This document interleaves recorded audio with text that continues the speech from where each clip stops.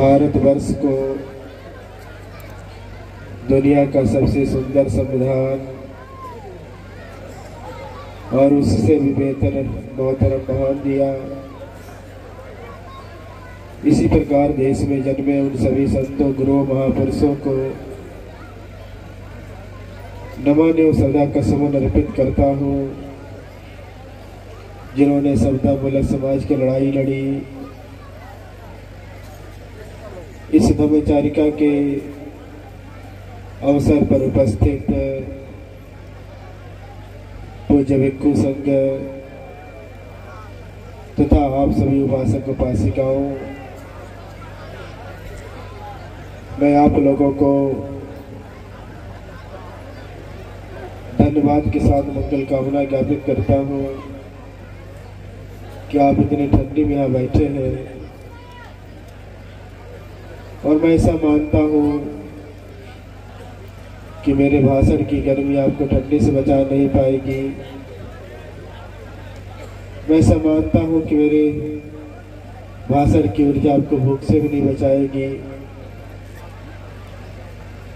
समय ज़्यादा हो गया है,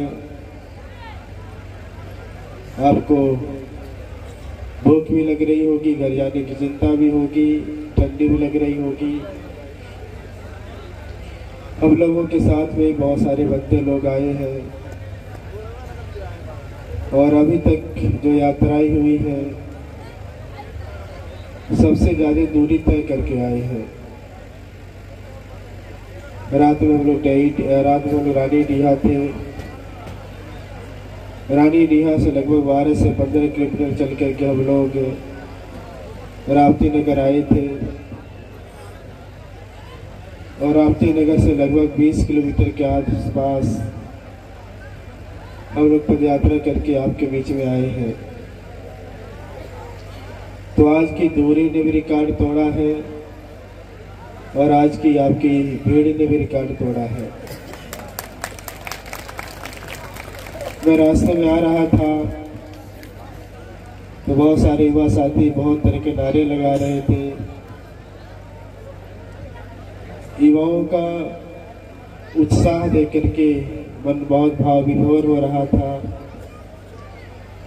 मेरे साथ जो लोग चल रहे थे मेरे मुंह से ऐसा मजाक में निकल गया, धम्मचारिका आई है गोरखपुर में छाई है। निसंदेह हम लोग जब सारनाथ से चले थे, सारनाथ, बनारस और गाजीपुर हमारी शांति यात्रा थी। जब हम बलिया में पहुंचे हैं तो हमारी शांति वाला यात्रा क्रांति वाली यात्रा बदल गई थी। जब हम देवरिया में पुनः आए हैं तो शांति क्रांति दोनों साथ चली है। कभी शांति हुई है, कभी क्रांति हुई है। और कल से मैं देख रहा हूँ जैसे गोरखपुर की सीमा में प्रवेश किया हूँ, यहाँ तक आया हूँ, गोरखपुर में जो क्रांति महाक्रांति बदलती चली जा रही है। तो आप सभी उपासक उपासिकाओं का इस क्रांति के लिए मैं धन्यवाद ज्ञापित करता हूँ। मैं बहुत आभारी हूँ मौलवी प्रसाद जी का, जो कई महीनों से इस चारिका के लिए परिश्रम कर रहे हैं। मैं धन्यवाद देना चाहूँगा महेश राजपासी जी का। मैं धन्यवाद देना चाहूँगा रामदेव जी का। साथ ही साथ मैं धन्यवाद देना चाहूँगा सुरेंद्र सिंह जी का, जो इस विद्यालय के प्रबंधक हैं। मैं राम गति निषाद जी का धन्यवाद देना चाहूँगा। अनूप कुमार जी का धन्यवाद देना चाहूँगा। संतोष मणि जी का धन्यवाद देना चाहूँगा। दुर्गेश नंदन जी का धन्यवाद देना चाहूँगा। डॉक्टर विनय कुमार जी का धन्यवाद देना चाहूँगा। उदय भान जी का धन्यवाद देना चाहूँगा। अनिरुद्ध चौहान जी का धन्यवाद देना चाहूँगा। संतोष यादव जी का धन्यवाद देना चाहूँगा। दीनानाथ यादव जी का धन्यवाद देना चाहूँगा। गजानंद यादव जी का धन्यवाद देना चाहूँगा। बाकीलाल कन्नौजिया जी का धन्यवाद देना चाहूँगा। वेचन बौद्ध जी का धन्यवाद। राजेश्वर पासवान जी का धन्यवाद। राजकुमार संगम जी का धन्यवाद। पिंटू कुमार जी का धन्यवाद। विनोद कुमार जी का धन्यवाद। ज्ञानधर प्रसाद जी का धन्यवाद। प्रेम सागर निषाद जी का धन्यवाद। राधे श्याम मौर्य जी का धन्यवाद। राजेंद्र मौर्य जी का धन्यवाद। वीरेंद्र पासवान जी का धन्यवाद। विवेक पासवान जी का धन्यवाद। अशोक यादव जी का धन्यवाद। शैलेंद्र कुमार जी का धन्यवाद। राम सजन जी का धन्यवाद। रमेश भारती जी का धन्यवाद। अंकित कुमार जी का धन्यवाद। बुबलाल जी का धन्यवाद। सुधीर कुमार यादव जी का धन्यवाद। इस लिस्ट को देख करके साथ में काय इंद्रजो जी का, रसड़ा बलिया सिंह का भी धन्यवाद। इस लिस्ट को देख करके इसके आयोजन समिति में जो लोग हैं उनको देख करके मन में अपार प्रसन्नता हो रही है और ऐसा लग रहा कि आज यहाँ बहुजन समाज बैठा हुआ है। शायद इसीलिए भगवान बुद्ध ने कहा था चरत विक्रय चारिकम, बहुजन हिताय बहुजन सुखाय, अर्थात विक्रो बहुतों के हित के लिए बहुतों के सुख के लिए चारिका करो। मैं अपनी बातें प्रारंभ करूं इसके पहले मैं धन्यवाद देना चाहूंगा सतीश चंद्रा जी का जो आपको कोऑर्डिनेट कर रहे हैं। मैं धन्यवाद देना चाहूँगा ध्रुवराम बौद्ध जी का जो आपके साथ कोऑर्डिनेशन बनाए हुए हैं। इधर सामने रमेश जी बैठे हैं, इधर अजय बैठे हुए हैं, बहुत सारे नौजवान साथी बैठे हुए हैं। बहुत सारे लोगों का नाम मुझे याद नहीं आ रहा है और इस ठंडी में जो माताएं बैठी हुई हैं, जो बहनें बैठी हुई हैं, इन सबको भी धन्यवाद देना चाहूंगा। एक दो संस्मरण बता करके अपनी बातों को मैं समाप्त करूंगा।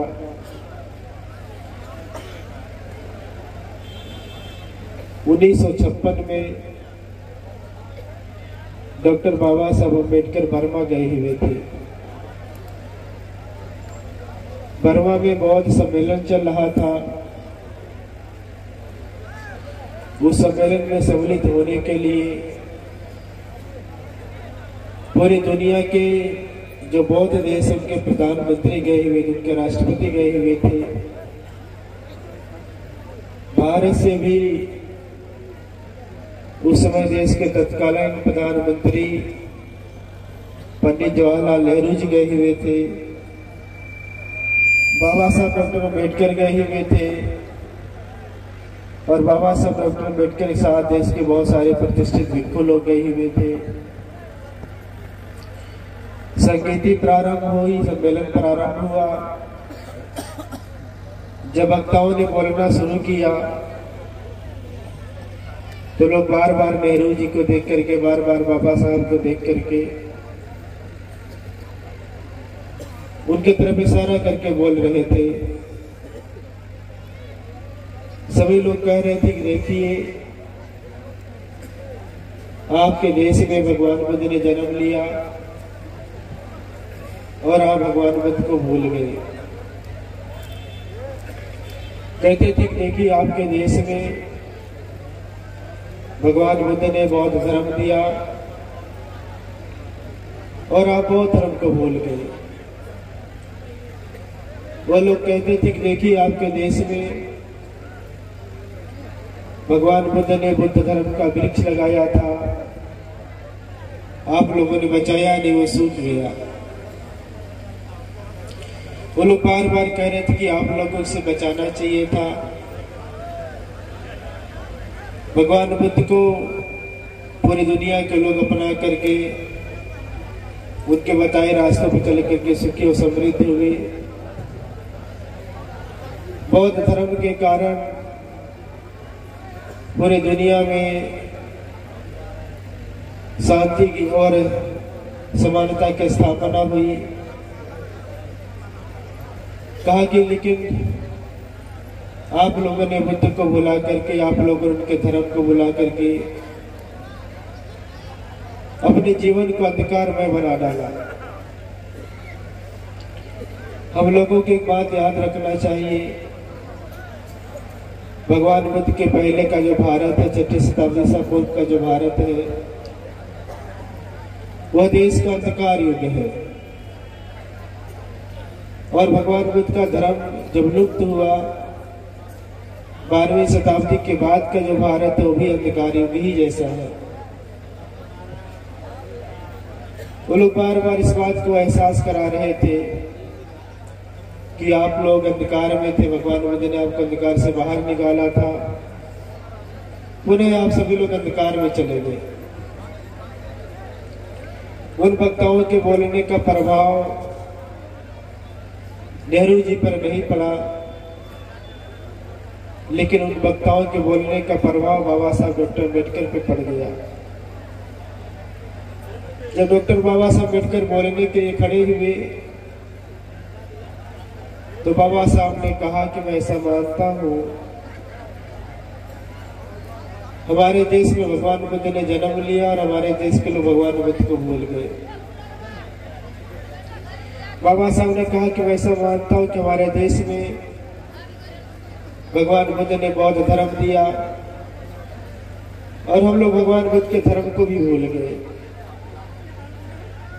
बाबा साहब ने कहा कि मैं ऐसा मानता हूं कि भगवान बुद्ध ने जो वृक्ष लगाया था वो सूख रहा है। बाबा साहब ने कहा कि लेकिन मैं आपको ये भी बताना चाहता हूं, भगवान बुद्ध ने जो वृक्ष लगाया था अभी वो पूरी तरीके से सूखा नहीं है, उसकी जड़ें अभी भी हरी भरी है। अगर उस पर पानी डाला जाए तो उसकी टहनियां पुनः हरी भरी हो जाएंगी। जब टहनियां हरी भरी हो जाएंगी तो पत्ते हरे भरे हो जाएंगे। जब पत्ते हरे भरे हो जाएंगे तो फिर वो छाया देने का काम करेंगे, फल देने का काम करेंगे। बाबा साहब ने कहा कि मैं पूरी दुनिया के सामने संकल्प लेकर के जा रहा हूं। बाबा साहब ने, डॉक्टर अम्बेडकर ने कहा कि मैं आपको विश्वास दिला करके जा रहा हूं। भारत वापस जा करके अपने लाखों अनुयायियों के साथ भारत में बुद्ध धर्म का जो वृक्ष सूख रहा है उस पर पानी डालूंगा, उसे हरा भरा करूंगा। डॉक्टर बाबा साहब अम्बेडकर वापस आए 14 अक्टूबर 1956 को अपने 10 लाख अनुयायियों के साथ भारत में बुद्ध धर्म का जो वृक्ष सूख रहा था उस पर पानी डाला, उसे हरा भरा कर दिया। आज डॉक्टर बाबा साहब अम्बेडकर के धम्म क्रांति के कारण देश में जो लोग भी सताए गए, दबाए गए, भुलाए गए, जाति व्यवस्था से पीड़ित कर दिए गए, वर्ण व्यवस्था उनका सब कुछ छीन लिया। आज वो दबे हुए लोग, सताए गए लोग, वर्ण व्यवस्था से पीड़ित लोग आज बाबा साहब डॉक्टर अम्बेडकर का अनुकरण कर रहे हैं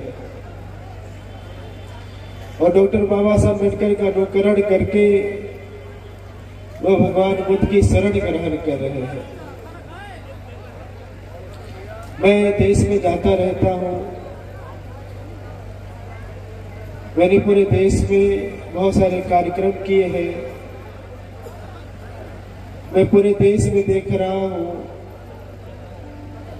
भारत का कोई भी राज्य नहीं है जिस देश में बुद्ध के लोग न रहते हो। अब भारत का कोई ऐसा जिला नहीं बचा है जिस जिले में बौद्ध लोग न रहते हो। अब भारत की कोई ऐसी तहसीलें भी नहीं बची जिस जिले में बौद्ध लोग न रहते हो। आप प्रदेशों को, आप जिले को, आप तहसीलों को छोड़ दीजिए। अब भारत का कोई गांव भी नहीं बचा है जिस गांव में बौद्ध लोग न रहते हो। लगातार क्रांति चल रही है, धर्म क्रांति चल रही है। लगातार विभिन्न समुदाय के लोग बौद्ध धर्म में आ रहे हैं। पिछले साल मैं महाराष्ट्र गया हुआ था। महाराष्ट्र में एक बड़ी धर्मसभा लगी हुई थी, जनसभा लगी हुई थी। हमने महाराष्ट्र के लोगों से कहा, कि निसंदेह आप लोग हम कुछ क्षेत्रों में हमसे बहुत आगे हैं। हमने कहा कि निसंदेह आप लोगों ने अपने हर गांव में बुद्ध विहार बना लिया, इस मामले में बहुत आगे हैं। आपके उपासक उपासिका बौद्ध धर्म का अभ्यास करने लगे, इस मामले में बहुत आगे हैं। कहा कि लेकिन मुझे एक बात की शिकायत है।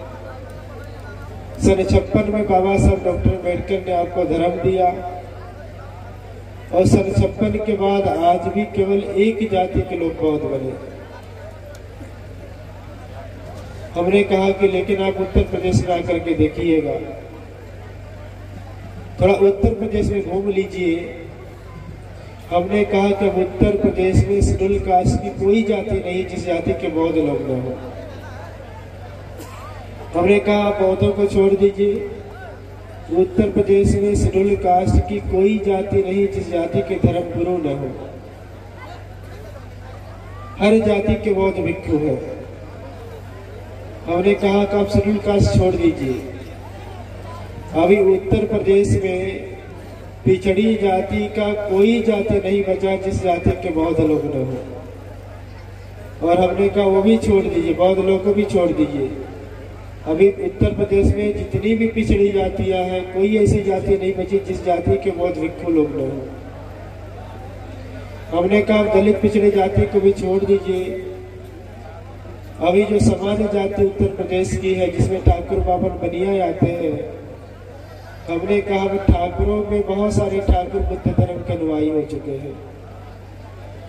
हमने कहा बहुत सारा बनिया विपश्यना सेंटरों में जाकर के ध्यान कर रहा है और बड़े बड़े विपश्यना सेंटरों का निर्माण कर रहा है। हमने कहा बाभन भी बहुत सारे उनके अनुयायी भी बहुत बन चुके हैं। हमने कहा हमारे उत्तर प्रदेश में ठाकुर जाति के भिक्षु मिल जाएंगे, बनियाओं के भिक्षु मिल जाएंगे और यहाँ तक कि बाभन जाति के भिक्षु भी हम लोगों के पास है। तो उत्तर प्रदेश का जो बौद्ध धर्म है उसने जाति बंधन को तोड़ दिया। और मैं यहाँ देख रहा हूँ कि यहाँ बहुत सारे जो लोग बैठे हैं वो विभिन्न जातियों के लोग बैठे हैं, विभिन्न संप्रदाय के लोग बैठे हैं। इधर में चारिका चल रही है और बड़ी लंबी चारिका हम लोग गांव-गांव, नगर-नगर में करके जा रहे हैं। हम लोग महसूस कर रहे हैं कि ये देश में हर जाति के, हर संप्रदाय के लोग भगवान मत से जुड़ना चाहते हैं। सारे लोग बुद्ध की शिक्षाओं को सुन रहे हैं, उन्हें पसंद कर रहे हैं। कई बार मुझे लगता है कि परिवर्तन क्यों हो रहा है, तो मैं अक्सर सोचता हूं कि परिवर्तन इसलिए है कि 12वीं शताब्दी के पहले देश बौद्धमय था और जब देश बौद्धमय था हर जाति के लोग बौद्ध रहे होंगे, हर समाज के लोग बौद्ध रहे होंगे। तो देश के हर जाति के अंदर बौद्ध धर्म का खून दौड़ रहा है।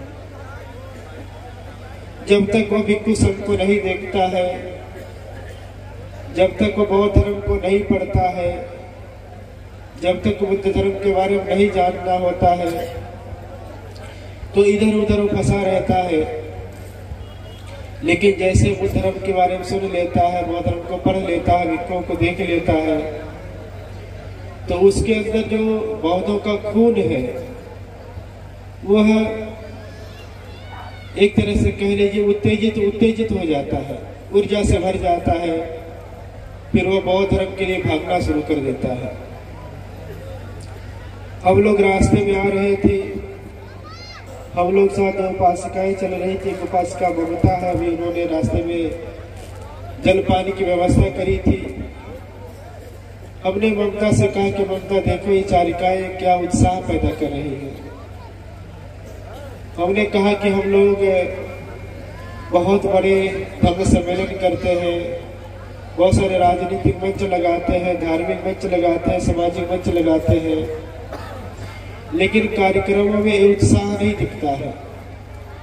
लेकिन जब हम लोग सड़कों पे चल रहे हैं, लोगों के बीच से जा रहे हैं, तो लोगों का उत्साह देखो कितना बढ़ जाता है, लोगों की ऊर्जा कितनी बढ़ जाती है। बहुत सारे साथी जो लोग 2 किलोमीटर, 4 किलोमीटर, 5 किलोमीटर नहीं चलते होंगे, आज वह बहुत ज्यादा नारा लगाते हुए बहुत तेज हम लोगों के साथ राप्ती नगर से पद यात्रा की है। उपासक में बैठे हुए हैं, इतने तेज लोग नारा लगा रहे थे, मुझे बार बार कष्ट हो रहा था कई लोगों का गला न बैठ जाए। लेकिन हमने देखा लगातार हम लोगों से भी आगे जा रहे थे, हम लोगों से आगे भाग रहे थे। तो आप सभी जो नौजवान साथी लोग हैं, आप लोगों का जो उत्साह है, जो आप लोगों की ऊर्जा थी, उसने मुझे बहुत प्रभावित किया है। और इतना ज्यादा प्रभावित किया है, अब मुझे लगने लगा है कि आने वाली जो सदी है, बौद्धों की सदी होने वाली है। अब इस देश को अशोक का भारत, अंबेडकर का भारत, बुद्ध का भारत होने से कोई रोक नहीं सकता है। अलग अलग है, बहुत सारे लोग कुछ न कुछ प्रयास कर रहे हैं। हम लोगों की चारिकाएं चल रही हैं, चारिकाएं जमीन पे भी काम कर रही है, चारिकाएं सोशल मीडिया पे भी काम कर रही है। जिन जिन देशों, जिन जिन जिलों से चारिका जा रही है, उन जिलों के लोग ऊर्जा से भर जा रहे हैं।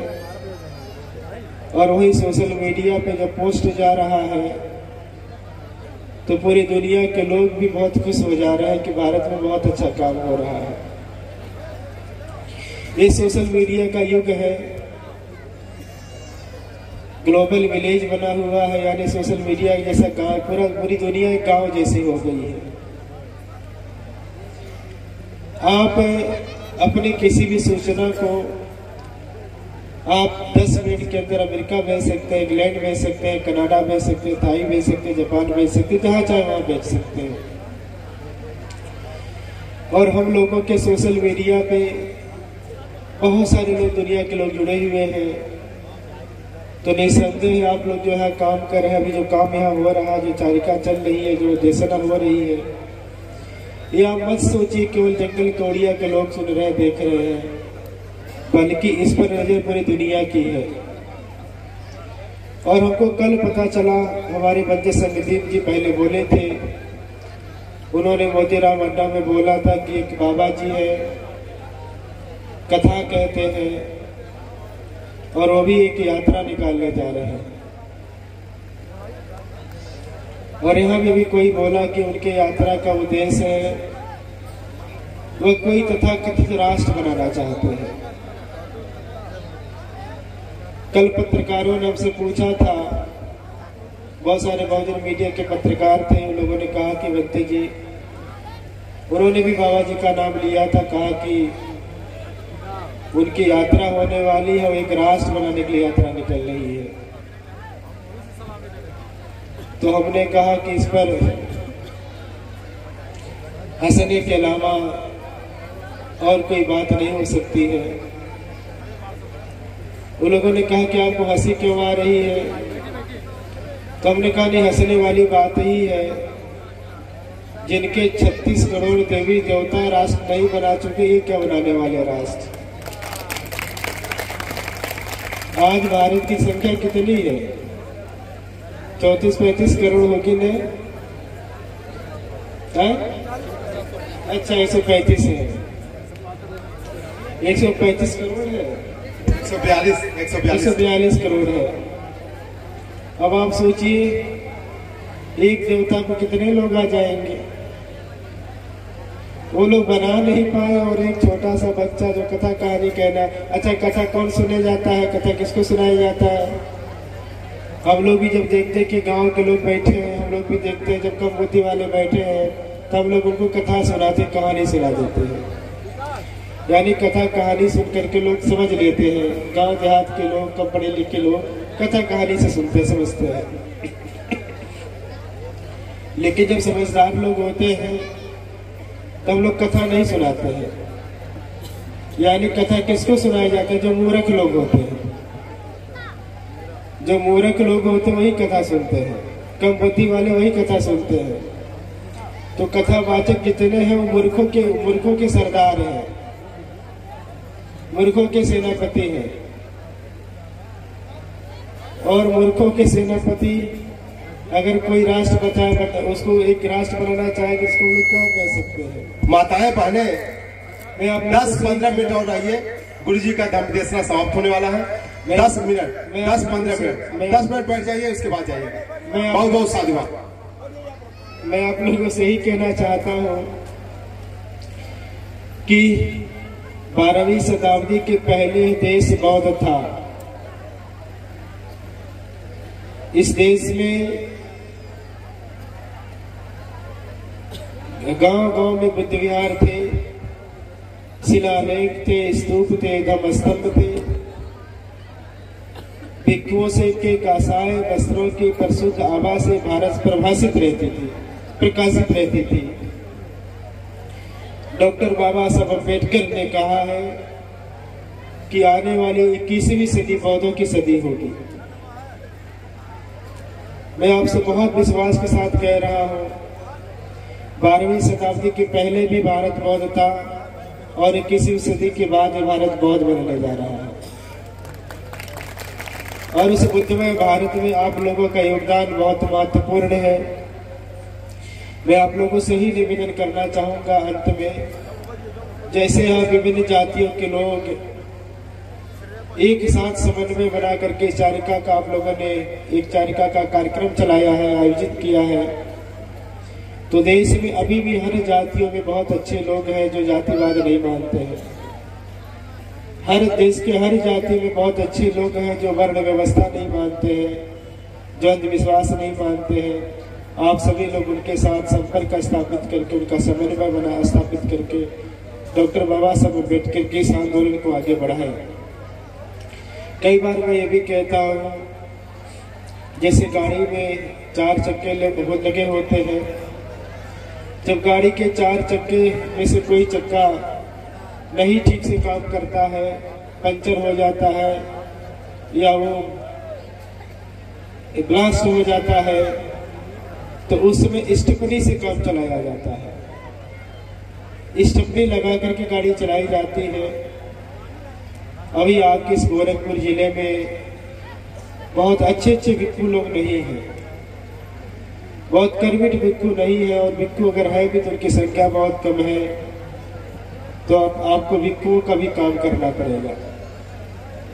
आपको भिक्षुओं का विकल्प बन करके आपको प्रयास करना पड़ेगा। और मैं आप लोगों से भी कह रहा हूं कि आप बौद्धों की संस्कृति वापस करिए। आप अपने घरों में पंसील के ध्वज लगाइए, अपने घरों में आप बुद्ध प्रतिमा रखिए। और हर महीने में हमारे महापुरुष आए हुए हैं। जनवरी में माता सावित्रीबाई फूले आई है, फरवरी में गुरु रविदास जी आए हैं, मार्च मानवर कांसी राम साहब आए हैं, अप्रैल में बाबा साहब डॉक्टर अम्बेडकर आए हैं, मई में तथागत बुद्ध आए हैं। आपको ऐसे भी सोचना है कि साहू कब आए हैं, फूले कब आए हैं, अशोक महाराजा कब आए हैं, किस महीने में आए हैं, ललई सिंह यादव जी किस महीने में आए हैं, गाड़गे बाबा किस महीने में आए हैं। तो आप एक लिस्ट बना लीजिए और आपको हर महीने में कोई न कोई कार्यक्रम करने के लिए जगह है, कोई न कोई कार्यक्रम करने की इसलिए संभावनाएं हैं। मैं बात इसलिए कह रहा हूँ कि बहुत सारे लोग ऐसा कहते हैं कि जब हम पुराना छोड़ देंगे तो नया क्या बनाएंगे। तो आपके पास जनवरी से लेकर उत्सव मनाने के कार्यक्रम बहुत सारे हैं। मैंने हर जगह कहा कि जो महिलाएं बैठी हैं केवल एक काम कर ले, पुरुष लोग के केवल एक काम कर ले तो बौद्ध धर्म वापस आ जाएगा। हर महीने में पूर्णिमा आती है, हर महीने में अमावस्या आती है, हर महीने में 2 अष्टमी आती है। बौद्ध धर्म में पूर्णिमा को, अमावस्या को, अष्टमी को व्रत रखने की परंपरा है, लेकिन हमारे यहाँ थोड़ा व्रत अलग तरीके से रखा जाता है। हमारे यहाँ 8 चीजों से दूर रहने का व्रत लिया जाता है। जब आपको व्रत रखना हो तो आप सुबह सुबह भगवान बुद्ध की प्रतिमा के समक्ष बैठ जाइए और 8 बातें दोहरा लीजिए। पहली बात दोहराना है कि आप मन वचन कर्म से आज हत्या नहीं करेंगे, आप चोरी नहीं करेंगे, आप व्यभिचार नहीं करेंगे, आप झूठ नहीं बोलेंगे, आप मादक पदार्थों का सेवन नहीं करेंगे और 12 बजे के बाद आप खाना नहीं खाएंगे। 12 बजे के पहले दिन में आपको जो भी खाना आप खा लीजिए, लेकिन 12 बजे के बाद जैसे 12 बज जाता है आपको कुछ नहीं खाना है। अगर भूख लग जाती तो पानी पीना है, अगर पानी से भी भूख नहीं जाती है तो जूस पीना है, लेकिन फल नहीं खाना है, दूध नहीं पीना है और किसी प्रकार का नाच गाना से दूर रहना है। उस दिन श्रृंगार जो भी होता है श्रृंगार से दूर रहना है और ये अगले दिन तक तब तक रहना है जब तक सूर्य नहीं दिख जाए, आपको सूर्योदय नहीं हो जाए। सूर्योदय जब हो जाता है तो व्रत तोड़ने का भी एक नियम है कि आप पंचशील धारण कर लीजिए और व्रत तोड़ते समय आपको खीर बनाकर खाना है। आप खीर बनाइए, अपने पूरे परिवार को भी खिलाइए और खुद खा करके अपने व्रत को तोड़ लीजिए। मैं आप लोगों से कह रहा हूँ कि आप उपोषित रखिए। मैं आपसे कह रहा हूँ कि आप अपने घरों में पेंसिल के झंडे लगा लीजिए और मैं आप लोगों से कह रहा हूँ कि आप संभव हो तो सफेद कपड़े पहन सिला लीजिए और आप संस्कृति वापस करिए। हम लोग भी बौद्ध संस्कृति को वापस कर रहे हैं। भगवान बुद्ध की दी हुई परंपरा है, चारिका की परंपरा है, हम लोग उसको वापस कर रहे हैं। दूसरे धर्म के लोग क्या कर रहे हैं हमको लेना देना नहीं। इस्लाम के लोग क्या कर रहे हैं हमको उससे कोई लेना देना नहीं है। ईसाई लोग क्या कर रहे हैं मुझे उनसे भी कोई लेना देना नहीं है। जो है ब्राह्मणी व्यवस्था के लोग क्या करें मुझे उनसे भी कोई लेना देना नहीं है। हमें लेना देना केवल बौद्धों से है, हमें लेना देना केवल अम्बेडकरवादियों से है और आपको भी अपने लोगों से लेना देना सोचना चाहिए। हमें बहुजन समाज के जो और संत महापुरुष लोग हुए हैं उनके विचारधारा वालों से लेना देना है। इन्हीं सब बातों के साथ मैं अपनी बातों को ही विराम देते हुए पुनः आयोजन समिति का मैं धन्यवाद ज्ञापित करता हूँ। सभी लोगों का धन्यवाद, बहुत बहुत साधुवाद। गुरु जी, मैं अनुरोध करूंगा मुलई प्रसाद जी से गुरु जी का आभार व्यक्त करते हुए जनता का आभार करें। दूसरी बात, मैं गुरु जी से क्षमा याचना करना चाहता हूं क्योंकि यहाँ की कमेटी आपको पुष्प से सम्मानित करना चाहती है। 10 मिनट आप जरूर समझ